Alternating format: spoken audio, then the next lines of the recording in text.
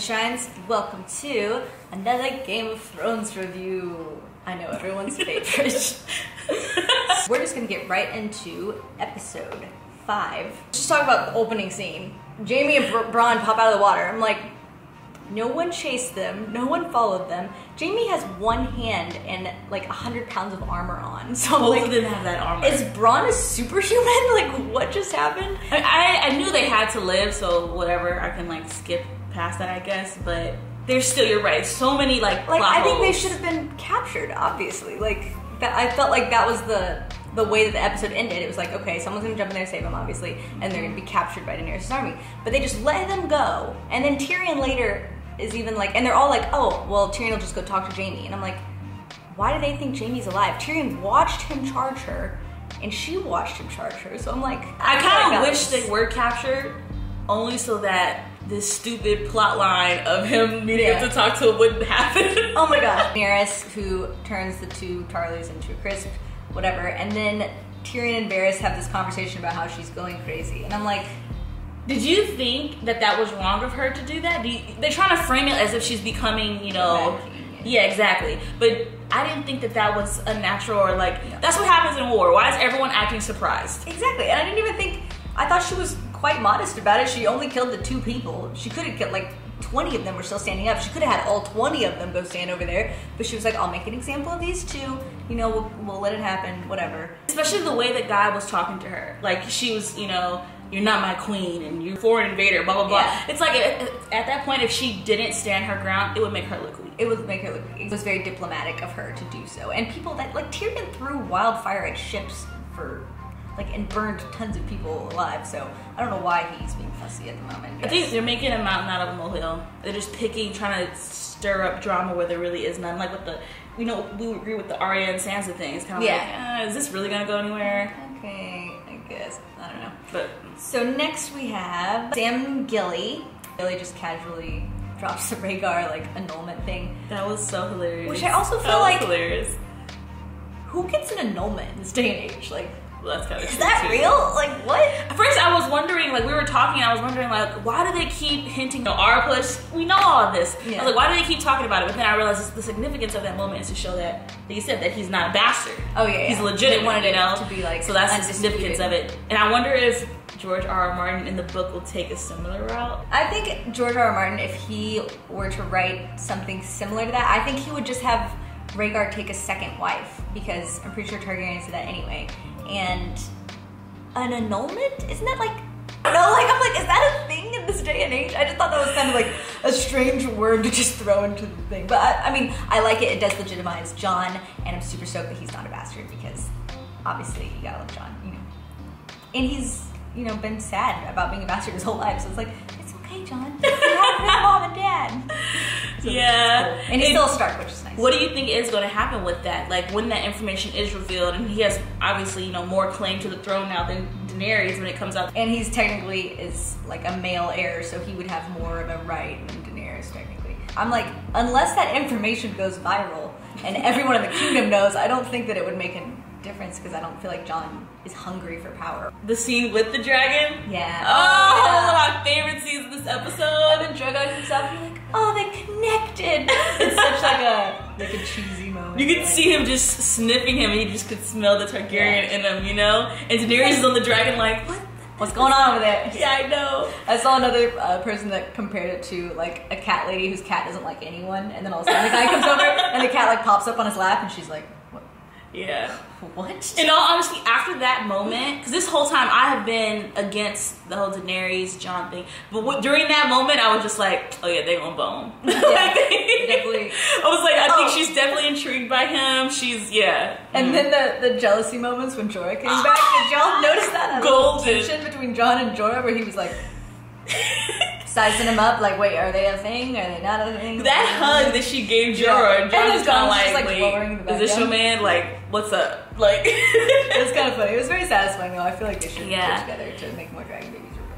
And when she said goodbye to Jon too, like, I don't know, because this whole time they've been, you know, we see Davos joking with Jon, saying, "Oh, you're looking at more than just this," you know. So we know he's attracted to her, but they haven't really revealed. Like, we don't see Miss Sandé teasing Daenerys, you know.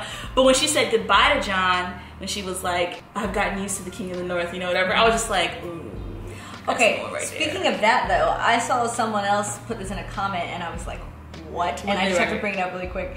Okay, so Arthur Dayne before said to Ned Stark, I wish you good fortune in wars to come. And the next thing you know, dies. And then Mance says it just before he got burned at the wall, and right before that he's like, I wish you good fortune in wars to come. I wish you good fortune in the wars to come. I wish you good fortune in the wars to come. I wish you good fortune in the wars to come, Your Grace. And then Jon said it to Dany as he leaves Dragonstone. So, like, if that foreshadowing is correct, then one of them may die. And I think, honestly, they're setting you up so you want Jon and Daenerys to be together. And you're like, oh, this is the best couple ever. But then it specifically says that, or the prophecy or whatever it was says, the witch, I think, said that Dany's not going to have any more children. Like, she's going to be barren after she has the child with Khal Drogo. And so her dragons are going to be her only children. So I honestly think that Dany's not going to make it. And speaking of children, Cersei's a bitch, I guess. Oh my god! Someone else's preggers, apparently. I don't believe it. And I'm so upset. I feel like Jaime is just getting sucked back into freaking Cersei and her madness. And now that she's a kid, he's even more loyal to her. It's so true. Oh my god. Cersei and Jaime have been like drifting apart for a while now. Or you can tell like it just seems like they don't, after he lost his hand, you know, they've just been drifting She apart. wouldn't even touch him, like, and he had been gone for war for a long time, and you could even see him, I feel like he was being kind of repulsed by her and seeing how crazy she was. Yeah, like when Euron was there and talking to her, and just like making fun of him right in front of his face, and he's sitting there like, okay. But now, I feel like homie's just like, pussy whip. Like, he just... Yeah, no, seriously. He's like, oh, they had sex, and now he's just like, yeah. And she's like, now I'm pregnant. I'm just like, no, Jaime, get away. Get away. And I just feel like she also had a prophecy that said, you're going to have 3 children, and then your husband's going to have 20, and they're not going to be each other's children, basically. I feel like she was also prophesized to not have any more kids, so I'm interested to see if she's a miscarriage, if she dies in childbirth, if she's lying. She can't have this baby just because of the prophecy, unless the TV people, so smart. Unless they just completely ignore that, you know, which I don't think they would do, because they even included that in the They said it, they put it in the TV show. I could see her having a miscarriage and then that kind of fueling some irrational move that she makes, you know? And it also says that she dies by the hands of a little brother or something, but little brother can be translated differently, so technically it might not be little brother. But I'm like, Jaime's not going to kill her when she's pregnant. Yeah. And Tyrion, at this point, unless Tyrion's she does something to deserve them, it. Jaime killed the Mad King and he had his reasons, and Cersei's definitely becoming the Mad Queen. Which, okay, Cersei is the Mad Queen. We know this. In this day and age, that's what she is. Why do any of these people think that they can just, oh, we're going to talk to her, we're bring a White Walker so she can see? Oh my gosh, this is what we need to talk about. Me and Ashley are both like, what? This is the dumbest idea I've ever heard of. We're just gonna mosey on up to the north. Sorry, we're discussing the plan that they made to go to the north to grab a white to bring and show to Cersei. And I'm like, what?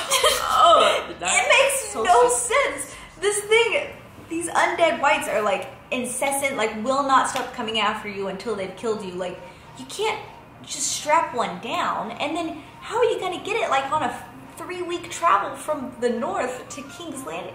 How would they even get one separate from the whole dead army? Like, it's like 10 people going towards this army to steal one away. And then the fact that they're even thinking, oh, you know what, we can just get an audience with Cersei. Yeah, that's smart. Let's get all her enemies in one area so she can blow up the great set like she did last time. Exactly. Like, what? She's probably all for it. She's like, what? Yeah, Daenerys, come on over. Yeah, bring me a White Walker, a Night King, and Jon Snow. Let's just pop them all in one room. I'm like, I feel like they're completely dismissing her character and what she's kind of shown, and they're just gonna try to, you know, have some faith in her and go forward with this plan. And that just seems so stupid. I don't think Tyrion would ever actually make that decision or come up with that plan knowing how psychotic his sister is. And that's just half of it that's bad. The other half is just like the concept of grabbing a white. Yes! On the wall. I'm like, oh my god. It would be easier to go beyond the wall, kill one of your friends, and then let that guy come back as a white, and be like, okay, we got one. But going into the army to get one, like, you know what? I bet that's what's going to happen. They're gonna go there. We'll see a moment with them trying to fight off some people in the army. It'll be epic and awesome. Yeah. One of their friends is gonna die. He'll be turning, and they're gonna take him. That's what they're gonna do. But that's not their plan right now, which is the stupid part. I'm like, who do you think would die in that party, though? Okay. Talk about that party. Oh, I was so excited to see 12 Blood Giants Bane. We probably are, but I'm just excited. I know, right? I'm like, I keep skipping ahead too. Okay, because that's my boo. I know. She loves 12. He can get it, y'all. Exactly. Okay. Davos and Tyrion go to King's Landing to do this meeting, and then get Gendry. I'm so excited to see him come back. I mean, I was pumped too, but I just kind of feel like I hope they don't just bring him in so they can kill him in an episode. I'm like, what? No, him and Arya have to see each other one last time. I feel like he comes out with a warhammer, just like Robert Baratheon used to fight with a warhammer, and just like clock those guys over the head, which was satisfying. I completely forgot about Robert and that hammer. But fan appreciation there. You're like, yeah, Robert had one of those too. And talks to Jaime, and it's super emotional. And I'm like, I think it's such a good point because Tywin was always like a jerk. I thought they had a very emotional meeting, and Tyrion made really good points. And I'm like, come on, Jaime, like, you know your dad. But I guess Jaime always loved his father in a way. Because technically, he'll get over it. I feel like he sees his side. I feel like he still has a heart for him. Like, yeah. One thing I did like seeing was Jaime realizing that we're fighting a losing war. Like, Daenerys put the fear in them. He's like, that was only one dragon. She has 2 more. Like, and he's telling Cersei, we're not gonna win. And Cersei, of course, like, you know, we either fight or we die, or we give up and we die. I know my choice. Yeah, Cersei's savage. My old stubborn. She's never gonna give up, so gotta do something about her ASAP. Jaime gotta do something about her. Yeah. But then we have Sansa, Arya, and Littlefinger, which I think is like we said, kind of like a silly plotline just to create some random drama that I don't think. I'm enjoying it though. I am enjoying the plotline, I have to be honest. Yeah. I just feel like, why did Arya go in there like all savage? Like, obviously all you want is power and nice things. We just still just want nice things. What a bitch. I'm like, why would Arya just start off in Winterfell just like causing They have, you know, honestly, I think it's just the history. And I feel like Arya, she's seen such a dark side of the world. So has Sansa, you know? But I feel like Arya, she's good at reading characters, and she might be assuming a lot about Sansa right now because she hasn't seen her in so long. But yeah, I don't know. No. She definitely doesn't trust her sister. And Littlefinger is only making that wedge, digging that wedge much further and deeper. Like, he's just driving. It's dumb because it's like an old letter from Joffrey. Joffrey's been dead for ages. Who cares? In the first place, whatever.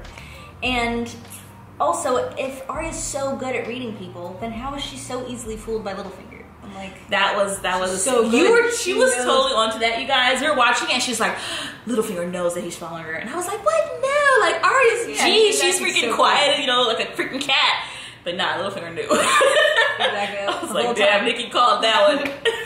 I don't know. It seemed a little obvious. Because that was kind of, I feel like she is underestimating her enemies though. She is used to being that skilled person, and she's on her side of, you know, on the world of Bravos and stuff, doing her thing. And yeah, she's learning like, yeah, there's some people over here. Littlefinger is, and she's normally not tracking someone that's of Littlefinger's mentality. But she should also at the same time second guess everything to do with him because it's Littlefinger. But maybe she doesn't know all the shit he's been doing. Yeah, I think she's just underestimating him. And I think hopefully, like, if she confronts, or when she confronts Sansa, like, they kind of, instead of really turning at each other, that they kind of put on a show for Littlefinger or something. Because although Arya is underestimating him, Sansa should not. I feel like Sansa knows his game. Like, Sansa knows for sure. She's been with him for a hot minute now. And everyone gets all together. They make it back to the wall to go north of the wall to complete this really smart plan. Which is a really smart plan. I know. The Hound, Beric, and what's the other guy's name? Oh, I don't know that dude's name. Beric's the guy who's been raised from the dead like a million times, and the other guy's the one that raises him. He's the other red priest or whatever. Yeah. So we have the 7, like, basically the Fellowship of the Ring going north of the wall to go grab a dead wight. It makes no sense to me at all. As dumb as I think the plotline is, I am excited for them to go north as a badass group of men. No, I think it's going to be a badass This is going to be an awesome fight. Yeah. Gendry with his hammer, who we just learned can work a freaking hammer. Jon's a good fighter. And Beric, you see he's been brought back to life 9 times by fire. So what happens if he dies? Can he be resurrected as an ice wight? Or, like, would something else happen to him? Because it says every time he dies, he comes back less human, right? That's what the books say. I don't know if the show. They did. He talked about that too. Yeah, He said that in the show, so they do talk about it in the show. So he comes back less human every time. So I'm like, I'm wondering if that's going to go anywhere, or if that's going to be kind of like maybe a plot twist, because can he be killed? And he does have the fire sword too, because that was in the preview. I know.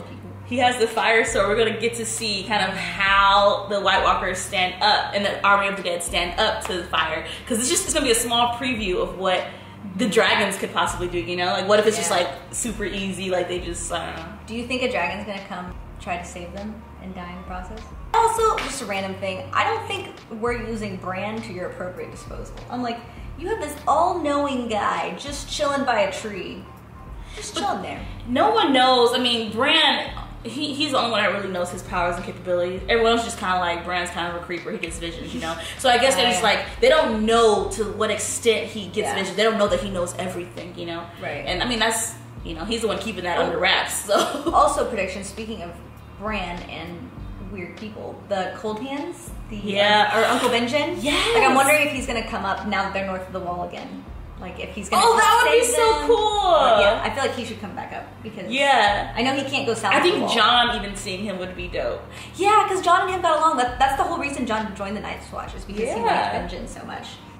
I'm so excited. That would be really cool. But the episode, I feel like, was just kind of putting things together, and I'm just kind of like, I'm ready for shit to happen, you know, because there wasn't a lot of fighting. There was no deaths. There was no just like, moving pieces for the next big thing, you know. It's kind of like you just see them getting everything ready. At the end of the episode, I was kind of like, what? Like, you could just tell, and there was a lot of cheesy lines in the episode too, which were very rewarding, and I laughed at them, and I loved them. Don't get me wrong, but I'm also like, I feel like there wouldn't be as many if it was like the first few seasons. You know what I mean? Yeah. Because the first few seasons were much darker than I feel this has been. Besides Daenerys roasting those people alive. Yeah. You guys should comment down below with what do you think is going to happen with this, like, armistice they're setting up between Cersei and them, because realistically, if they could, there's no way that all the Lannisters, the Targaryens, the Starks are all going to line up to just fight the White Walkers. That, I feel like that's crazy. No, that's like not realistic, okay? So comment down below with exactly. Tell us what you think is going to happen with that, because I think that's highly unlikely. And if that were to happen, I'd just be like, this is ridiculous. Yeah. And tell us down below who you think is going to die north of the wall out of the 7 Fellowship of the Ring people. Because that's what I'm thinking. How you're calling this? Well, it's like 7 people that are like brought together despite their differences to go north of the wall and to grab something unrealistic. And so we're gonna see how it goes. I'm so excited for the next episode, and I'm gonna be researching and stuff, and we'll be replying to y'all's comments. So comment down below.